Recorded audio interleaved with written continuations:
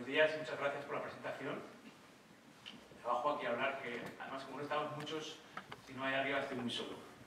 Entonces hoy vamos a hablar de cadena de suministro, que como pone ahí el título, ¿verdad? Decimos que es mucho más que logística, ¿no? Y siempre hablamos de logística, pero vamos a ver que la cadena de suministro va mucho más allá, ¿no? Entonces, me gustaría hacer un poco la sesión un poquito interactiva y también podéis participar. Entonces, la primera pregunta que os lanzo es, cuando hablamos de logística, ¿qué es lo primero que os viene a la cabeza? ¿Ideas? ¿Manos? 9 de la mañana, España, fácil, que no haya ninguna respuesta. Le pregunto a Javier, que es la única persona en la sala que conozco, ¿qué es lo primero que tiene en la cabeza cuando hablamos de logística? ¿Una función de la empresa? Los envíos. Los envíos. Estamos hablando de transporte, ¿vale? Esta es una clara. Habitualmente pensamos en camiones que van y vienen. ¿Alguna más? Almacenes. Almacenes, muy bien. Esto no está preparado, ¿verdad? Pero fijaos lo que tenemos ahí. Cuando la gente piensa en logística, la primera almacenes, la segunda transporte y distribución. Así que habéis dado los dos ¡pum!, en el centro de la diana. Muchas gracias. Hemos empezado con buen pie. Muy bien. Esto es lo que tenemos habitualmente en la cabeza. Entonces, cuando hablamos de cadena de suministro, vamos mucho más allá. No solamente hablamos de estas dos funciones de transporte y distribución, sino que, fijaos, estamos pensando lo que pasa antes de almacenar y lo que pasa después de transportar. Es decir, vamos desde los proveedores de los proveedores, tenemos que fabricar, no sé, en Asia, luego tenemos que hacer el transporte hasta el puerto, luego el barco, luego la aduana, luego el otro transporte, llegamos al centro de distribución, distribuimos al almacén central del cliente, de ahí distribución capilar hasta las tiendas y hasta que llega al usuario final. Todo lo que pasa en ese tiempo, que suelen ser meses, está cubierto por algo que va mucho más allá de la logística, ¿verdad? Es a lo que nos referimos como gestión de la cadena de suministro. No solamente la cadena de suministro es mucho más larga que el concepto logística, sino que también es mucho más ancha. Habitualmente, cuando pensamos en logística, estamos pensando en materiales, ¿sí? Materiales físicos que podemos tocar, inventarios. Sin embargo, la gestión de la cadena de suministro, miramos también otros dos flujos. No solo materiales que fluyen habitualmente de proveedores a clientes, pero también al revés, cuando hablamos de la logística inversa, sino que también estamos hablando de flujos de información, pedidos, lead times, etc. Y también estamos hablando de flujos financieros, ¿sí? Hay cuentas a cobrar, cuentas a pagar. Todos estos tres flujos están imbricados entre sí, están relacionados entre sí, y de la relación entre ellos se ocupa también la gestión de la cadena de suministro. Entonces, vamos a dar unas pinceladas. He preparado como cuatro puntos, ¿verdad? Que son la gestión de inventarios, las compras, el impacto en la parte financiera de la empresa y la coordinación de la cadena. Vamos a ver hasta dónde nos da tiempo. Es una forma de ilustrar conceptos que estudiamos en el ámbito de la cadena de suministro y que son relevantes y no siempre intuitivos y no siempre están claros en la mente de los directivos que tienen que tomar decisiones para mejorar las operaciones. Entonces, hablando del primero, simplemente, como digo, unas pinceladas, porque esto daría para un curso entero, gestión de los inventarios, ¿no? Las preguntas típicas que se responden en este ámbito de gestión de los inventarios incluyen algunas que veis ahí, ¿no? ¿Verdad?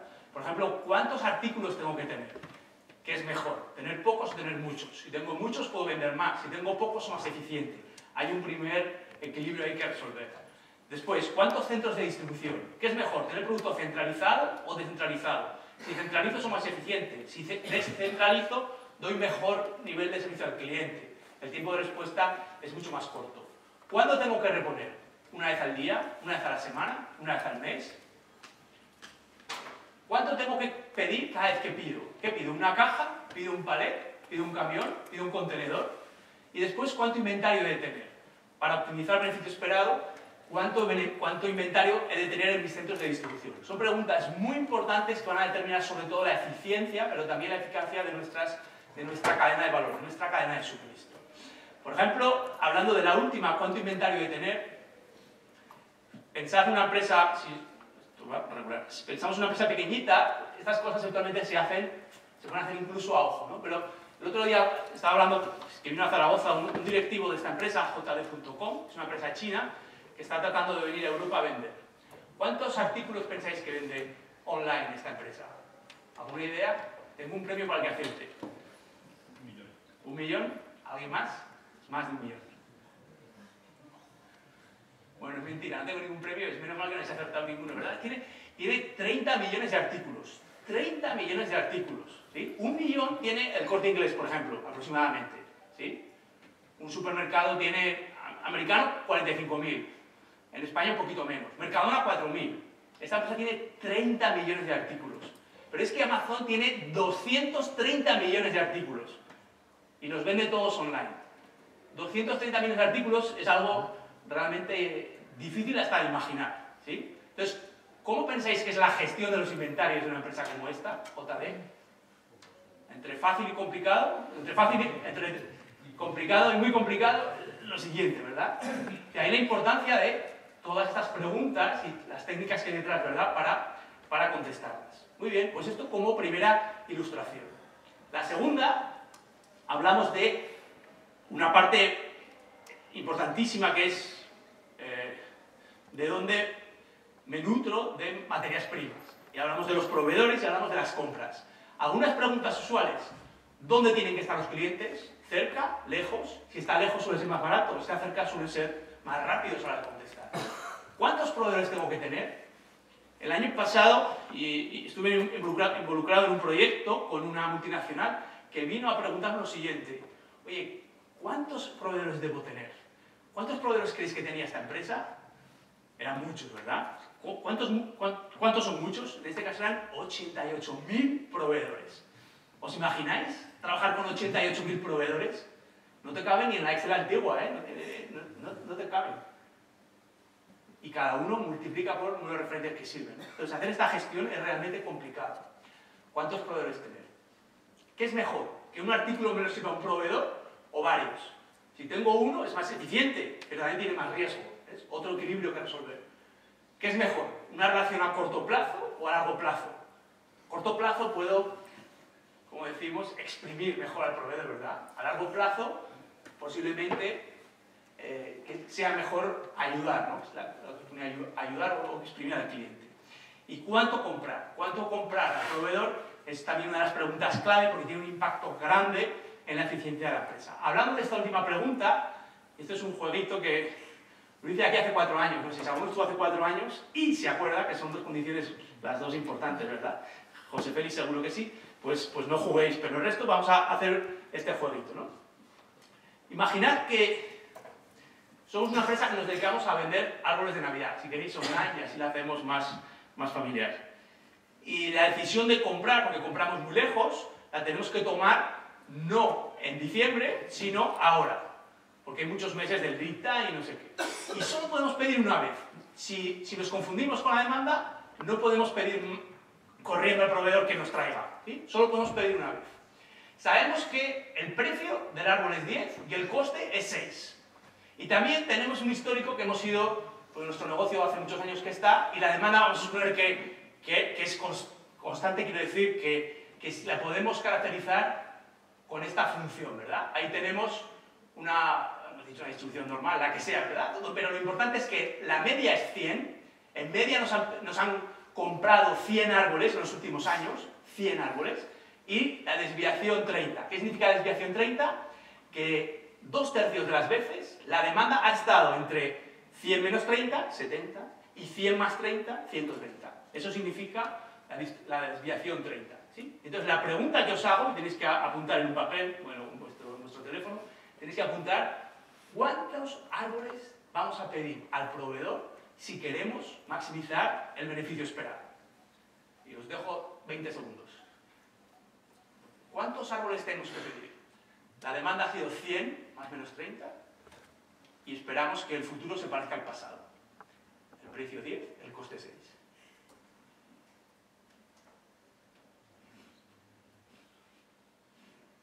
¿Ya tenéis la respuesta? No he visto a mucha gente apuntar ahí con el papel, ¿eh? Habrá que preparar papeles la próxima vez. Ahora vamos a votar. Es un juego, ¿eh? No pasa nada si os equivocáis. De hecho, es bueno aprender de los errores y los humanos, sobre todo los adultos, aprendemos aprendiendo de nuestros errores, ¿verdad? Y todo el mundo está invitado a participar. ¿Quién compraría 100 árboles? Levantáis la mano. Venga, sin miedo. Sin miedo. Venga, yo sé que hay más 100 árboles en la sala. Tenemos 3 o 4. Muy bien. ¿Quién compraría más de 100 árboles? Levantáis la mano. Mira, aquí tenemos el 80% de... 80% y luego 3, ¿no? O sea, vamos a ver 10. ¿Quién compraría menos de 100 árboles? ¿Algún valiente? 1, 2, 3, 4. Muy bien, Javier, veo que has aprendido. Entonces, vamos a ver, lo bueno, los porcentajes más o menos 10, 80, 10, ¿no? Esto es buenas noticias, porque significa que... ¿Cuál es la respuesta correcta? Dejadme desvelar la respuesta. La respuesta correcta es menos de 100, es la última, ¿vale? Esto significa, como decía, que el 90% de la sala va a aprender algo hoy, ¿verdad? Porque al menos la pregunta es, oye, ¿por qué menos de 100? Si no es nada intuitivo, ¿verdad? Dejadme que os lo explique, porque no sé cuánto tiempo me va a llevar esto, pero fijaos, ¿la intuición cuál es? Si compro de menos, ¿qué sucede? Que llega un cliente a pagar, a comprar, y no puede, no hay, ¿verdad? El almacén está vacío. Con lo cual, ¿qué es lo que pierdo? Lo que pierdo es la diferencia entre el precio y el coste. Es decir, pierdo 4. Por cada árbol que no tengo, pierdo 4. El margen, pierdo 4. Lo cual es malo, perder 4. Pero sin embargo, ¿qué sucede si me paso? Si me paso, ¿qué sucede? Que no vendo. ¿Y cuánto me ha costado el árbol? 6. ¿Y para qué sirve un árbol de Navidad al día siguiente de Navidad? Para que se seca y ya muere, ¿no? Entonces, ¿qué pasa si no vendo? Que pierdo 6. ¿Qué es peor? ¿Perder 4 o perder 6? Pues perder 6, ¿verdad? Entonces, por eso somos menos arriesgados a la hora de comprar. ¿Se ve más o menos la intuición? Por ahí va. Segunda pregunta. ¿Qué pasa si ahora todo es igual, pero el coste, en vez de ser 6, baja a 3? Vamos a escribir la pregunta otra vez mentalmente. La respuesta. ¿Sí? Ahora bajamos a 3. ¿Quién compraría 100 árboles? Menos mal que nadie compraría. Algo hemos aprendido. ¿Quién compraría más de 100? Y muy bien, porque esta es la respuesta correcta, ¿verdad? Ahora, ¿qué sucede? Se ha cambiado la forma de pensar, porque si compro de más, solo pierdo 3. Antes perdía 6. Si compro de menos, ¿qué va a pasar? Pierdo 7. Hay un coste de oportunidad enorme, un lucro cesante de 7 euros por árbol. ¿Se ve? Con lo cual, aquí quiero ser más arriesgado. Y esto es digamos, la piedra angular de toda la teoría de gestión de inventarios. Es tan sencillo como esto, ¿no? Podemos ponerle un poquito más de música, ¿verdad? Y contar la historia algo así, ¿no? Cuando llega el inventario, decimos, oye, tenemos el almacén lleno, estamos en octubre, ¿cuántos árboles venderemos? No lo sabemos, ¿no? Entonces, llega diciembre, vendemos los árboles, los que tenemos, y pueden pasar dos cosas. Si nos sobra producto, estamos tristes porque, oye, el almacén está lleno, ¿no? Qué mal que no hemos vendido todo. Y si el almacén está vacío, ahí pone que estamos contentos. ¿Es cierto esto? No. Nos estamos tirando de los pelos por todo el lucro cesante, ¿sí? Esto no aparece en los libros de contabilidad de la empresa, pero es real, ¿sí? Muy bien. Y aquí decimos, oye, ¿cuál es el dilema? Y es el que hemos explicado. Y si alguien está interesado, no vamos a entrar, ¿verdad? Pero podemos ponerle un poquito de técnica al asunto, ¿verdad? Podemos decir, y vamos a ver solo la primera parte, para tener un poco más de intuición. Decimos, oye, si somos muy, muy precavidos, si la media es 100, más o menos 30, vamos a pedir muy pocos árboles y así seguro que los vendemos, ¿verdad? Decimos, vamos a pensar que compramos solo 30 árboles. Si compramos 30 árboles, la media es 100, seguro que vendemos los 30, ¿no? Entonces decimos, si compramos 30, ¿cuál va a ser el beneficio? Pues va a ser 30 que compramos multiplicado por el margen, 210. Con probabilidad casi 1. Por lo cual, oye, sabemos que vamos a ganar 210. Entonces la pregunta es, oye, ¿compraríais la unidad número 31, la siguiente? Y decimos, oye, pues si la media es 100, aún nos quedan 69, ¿no? Hasta 31, pues vamos a comprarla también. Pero ¿ahí qué sucede? Que la probabilidad de vender 31 es un poquito más pequeña que de vender 30. Con lo cual, el beneficio adicional esperado es, por cada árbol, es 7, pero es un poquito menos de 7. Y el coste marginal esperado, si el coste es 3, va a ser 0 porque la probabilidad de que alcance menos 31 es es un poquito más que 0, ¿sí? Pero ¿qué va a pasar cuando el 31 suba? Pues que este 7 se va haciendo más pequeño y este 0 se va haciendo más grande. Y llega un momento en que, ¿cómo van a ser? Iguales. En ese momento me da igual comprar una unidad más que no. Y ahí es donde me paro.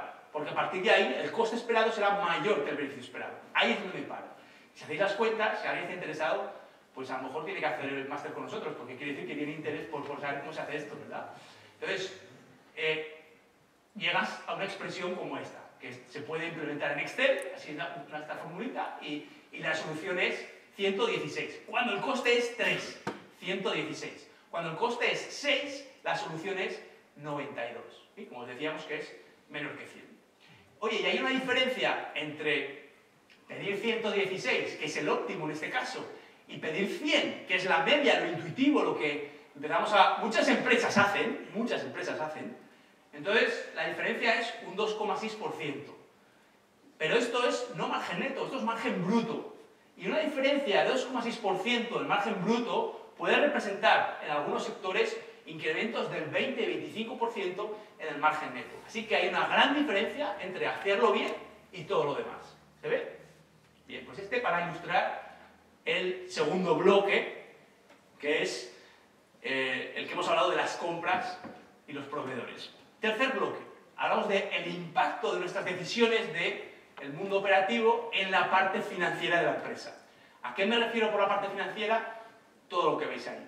Los estados contables, la cuenta de resultados, el balance, el estado de, ¿cómo se llama ahora? El estado de flujos de caja, el riesgo y al final el valor para el accionista, el valor de las acciones, ¿sí? Entonces, todo lo que hacemos en el mundo operativo tiene un impacto en todos esos. ¿Sí? ¿Cómo de importante es entender el impacto que tenemos en las finanzas? Pues mira, yo os traigo, se ve mal porque esto es unas copias de mis notas cuando vino Roger Blemen, que era el vicepresidente de cadena de suministro de Solutia, una multinacional del sector químico. Estuvo en Zaragoza hace unos años y decía esto. La gente que trabajamos en cadena de suministro decía, somos contables. Ahora a mí se me cayó el lápiz cuando veía aquello, ¿no? Porque digo, son dos mundos totalmente distintos. Y sin embargo este hombre dice que somos contables. Y dice, si no entendemos las finanzas, no puede ser un profesional de la cadena de suministro. Así de rotundo era, ¿no?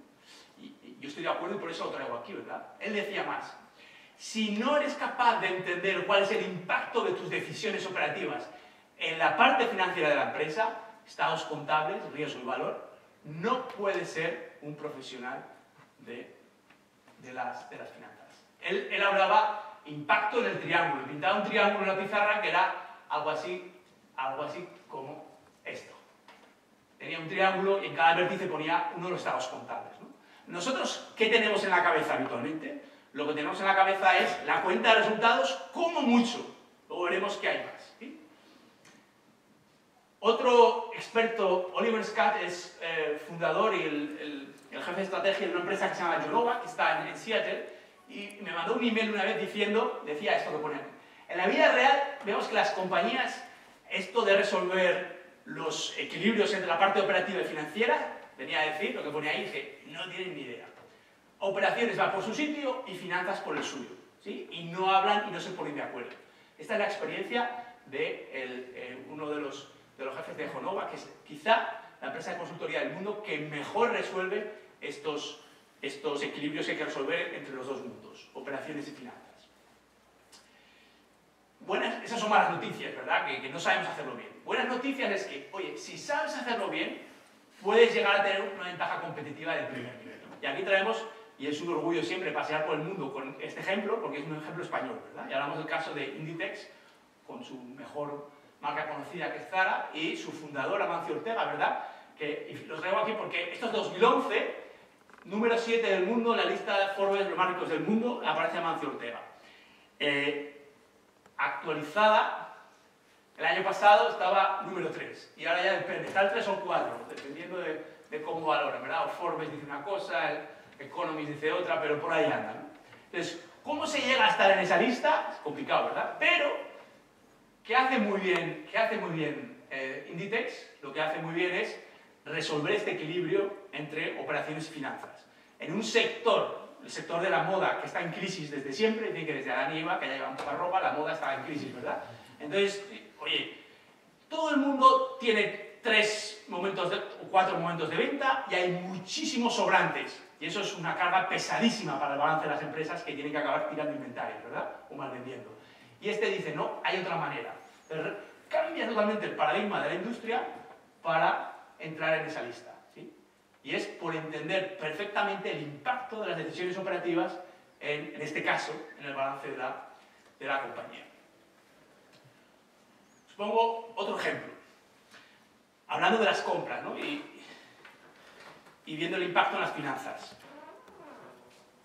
¿Qué ha pasado en los últimos años? Muchas empresas en Occidente han dicho, vamos a comprar a Asia, sobre todo ¿a dónde? A China, ¿verdad? ¿Por qué? Porque es más barato, mucho más barato.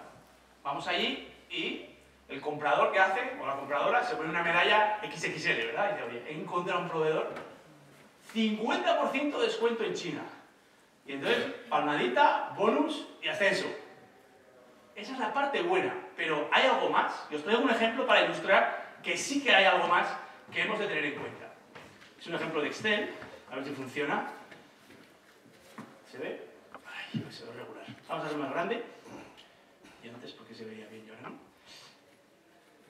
Ahí está. Fijaos, vamos a partir de la situación que teníamos con el árbol de Navidad, para que sean parámetros ya conocidos. El precio es 10, el coste es 6, y en este caso, pensemos que es un producto que se repite, o sea, que compramos todas las semanas. La media de la demanda es 100 y la desviación es 30, ¿eh? Igual que antes, los mismos parámetros. Y es un producto que compramos todas las semanas a nuestro proveedor que está local, ¿sí? Está aquí en la zona, en España. Y entonces la media, el lead time de media es 2 semanas y además es un lead time fiable. Es 2 semanas o 2 semanas, ¿sí? Fácil de entender. Entonces la pregunta que nos hacemos es, oye, ¿cuánto inventario tiene esta empresa en media si hace las cosas bien, ¿no? Entonces, bueno, necesita un inventario de ciclo que depende de cuánto compra cada vez que compra. Necesita también un inventario de seguridad, que en este caso resulta ser negativo porque compra menos de la media. Y luego hay cierto producto que está viajando, ¿no? Esas 2 semanas que está en casa del proveedor o viajando en el camión. Total, nos sale 239 unidades o 1.430 euros. Esto puede ser 1.400.000, ya seríamos más categoría de ejemplo, ¿verdad? O 1.400 millones, demasiado. Entonces, fijaos, esta es la situación, la opción A. Y ahora viene el comprador y dice, oye, en China he encontrado un proveedor que me lo hace a mitad de precio. En vez de 6 el coste, ahora baja a 3.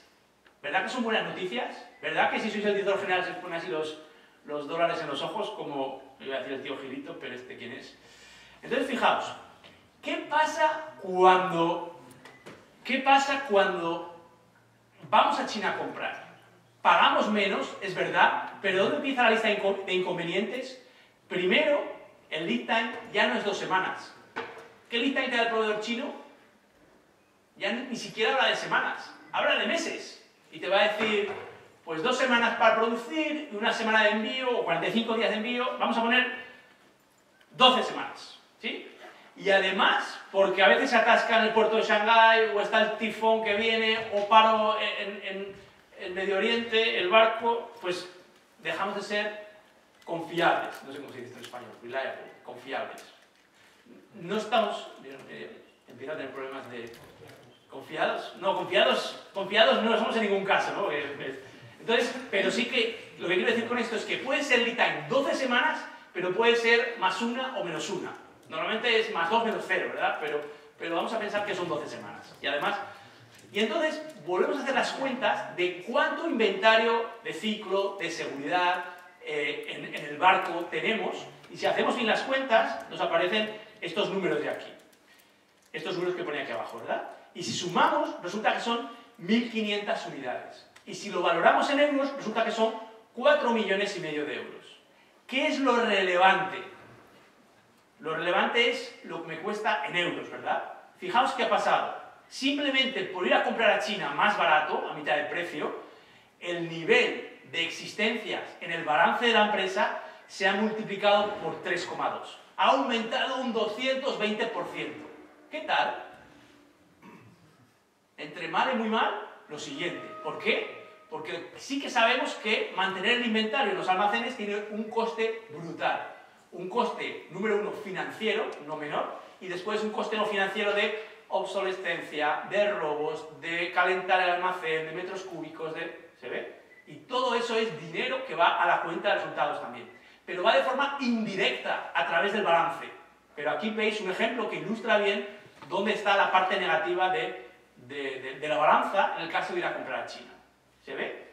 ¿Estoy diciendo que no hay que ir a comprar a China? No, no estoy diciendo eso. Lo que estoy diciendo es que hay que poner los dos platos de la balanza con el peso adecuado para hacer bien las cuentas. ¿Se ve? ¿Qué le pasó? Os traigo el ejemplo de una empresa americana que se llama Highlight Blocks, que se fue en 2005, se fue a China y al tiempo el CEO reflexionaba de esta manera. Decía, oye, nos fuimos a China y resulta que la cadena de suministro se volvió compleja, la gestión de inventarios complicada y el forecasting, es decir, el pronóstico de la demanda, aquello, la bola de cristal estaba empañada, nadie veía nada, ¿verdad?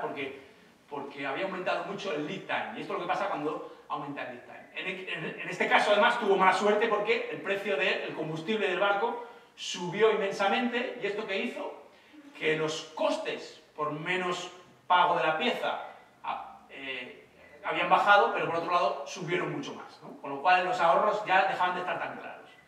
Y continúa hablando y dice que enormes inventarios, fluctuaciones de demanda, resumen que esta empresa se volvió a Estados Unidos. Y esto está pasando. En los últimos, también está subiendo la mano de obra, ¿verdad?, en China, y está pasando que muchas empresas están volviendo, no necesariamente a Estados Unidos, pero sí al norte de México, por ejemplo, ¿no? Por este efecto.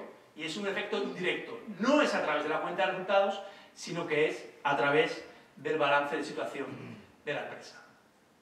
Para resumir este tercer ejemplo, este tercer punto, nosotros tomamos decisiones aquí, en el ámbito operativo de la empresa. Normalmente miramos solo qué pasa en la cuenta de resultados y quizá en los ratios, el ROA y todos estos que nos contaban en el cole o donde sea, ¿verdad? Pero hay mucho más. Al final lo relevante que es el valor creado para el accionista. ¿Y cómo se llega ahí? A veces nos cuentan, ¿verdad?, los financieros, que tenemos que descontar los flujos futuros a una tasa adecuada que depende del riesgo. ¿Sí? Y además metemos en la foto qué pasa con el balance, qué pasa con el nivel de inventarios. Eso lo tenemos aquí. Y lo que pasa con el nivel de inventarios es que no tiene un impacto directo sobre el valor para el accionista, sino que es indirecto, a través o de los flujos o a través del riesgo. ¿Sí? Y podríamos entrar en cada uno, pero no tenemos tiempo. No tenemos tiempo hoy, ¿no? Entonces, al final, ¿qué pasa? Aquí tenemos la cuenta de resultados, aquí tenemos el balance y aquí tenemos el estado de flujos de caja. Los tres estados contables. El estado de flujos de caja, ¿por qué? Porque tiene un impacto en la liquidez, que está directamente relacionada con el riesgo. Entonces, no podemos ir con una mente, vamos a decir, estrecha, mirando solo qué sucede con el beneficio neto. Todo el mundo sabe valorar los ahorros. Es fácil, incluso aunque sea después de impuestos, es fácil. Pero ¿qué pasa con los cambios en el balance? ¿Qué pasa con los cambios en el estado de flujos de caja? Ya no es nada intuitivo, ¿sí? Pero es un ejercicio necesario y que hay que hacer. Cuarto y último ejemplo, y no sé...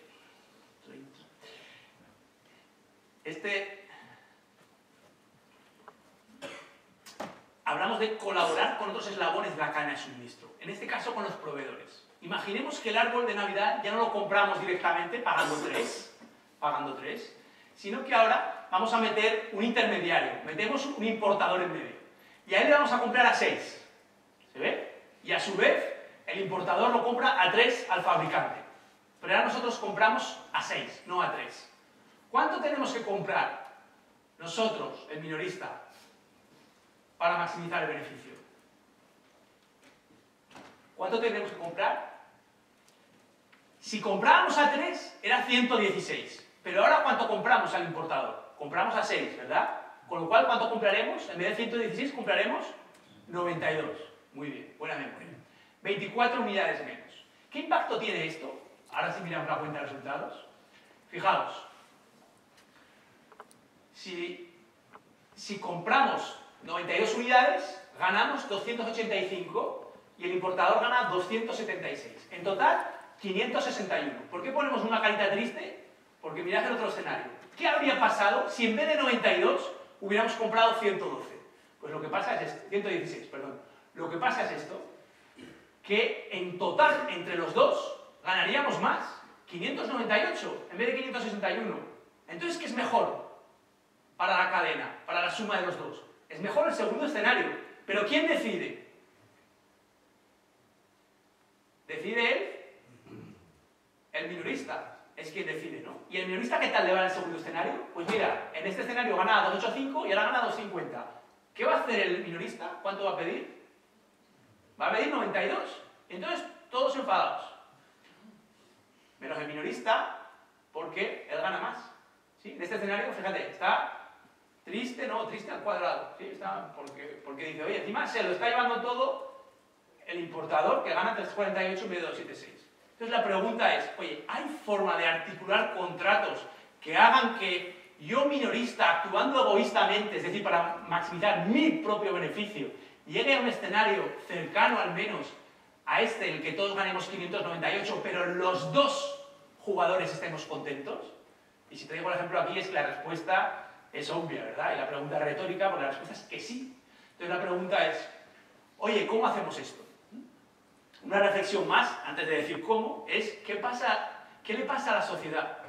Si compro 92, el nivel de servicio, podéis calcular, es del 40%. ¿Por qué? Menos del 50%, porque compro menos de la media. 40%. Si compro 116, el nivel de servicio es 70%. ¿En qué escenario están los usuarios más satisfechos? ¿En el primero o en el segundo? En el segundo, ¿verdad? Sale el nuevo iPhone 16 y ¿qué pasa? Si vas a la tienda el primer día y no hay, pues que te frustras y problemas del primer mundo, no está el iPhone 16. Bueno, ¿cómo se puede resolver esto? Pues para resolver un problema hay que saber por qué nos pasa. ¿Cuál es el problema de fondo aquí? El problema de fondo es que no se comparte el riesgo. Todo el riesgo lo tiene el minorista. El importador se fuma un puro. No he pedido, no fabrico. Mientras que el minorista tiene que arriesgar. ¿Cuántos árboles voy a comprar? Y es una lotería. Entonces, la pregunta es, ¿cómo compartir el riesgo? Y una forma de hacer, bueno, os pongo ahí varias formas. Hay varias formas. Una es recomprar los excedentes, que vamos a analizarla rápidamente. Tú no te preocupes, yo te doy producto y si no lo vendes, te lo recompro. ¿Sí? Eso sí, te lo voy a vender a otro precio para que no sufras. ¿Cómo se hace esto? Bueno, este es el ejemplo que decíamos que al minorista no le gustaba porque ganaba menos que en el escenario inicial. Pero veamos en este otro escenario, donde compramos 116, que es bueno para todos, pero además cambiamos los parámetros de compra y añadimos un parámetro de recompra de tal manera que los dos eslabones sonríen ahora. ¿Sí? Entonces, ¿qué prefiere el que decide? ¿El escenario anterior, 285, o el nuevo, con opción de recompra? Prefiere el nuevo, porque gana más. Con lo cual, ¿cuánto va a pedir el minorista? Va a pedir 116. ¿Y cuál es el beneficio global de la cadena? Pues mira, justo 598. Lo mismo que si fuera una cadena integrada. ¿Sí? Lo mismo que si compráramos a 3. Entonces, fijaos, de qué forma tan elegante. Y estos son contratos, esto es derecho mercantil. ¿Sí? Estamos consiguiendo llegar a óptimos globales resolviendo un problema de óptimos locales, lo cual es siempre difícil, pero en ocasiones como esta es posible. ¿Listo? Bueno, pues con esto termino las cuatro pinceladas que os iba a dar. Algunas reflexiones para ir terminando. Todo lo que hemos visto se refiere a resolver equilibrios, trade-offs, no sé cómo decir en español porque no existe, equilibrios entre dos platos de una balanza, todo. Hay algunos del ámbito financiero, como que es mejor ser rentable o tener liquidez. Hay algunos del ámbito operativo, que es mejor tener mucho inventario o mucha capacidad.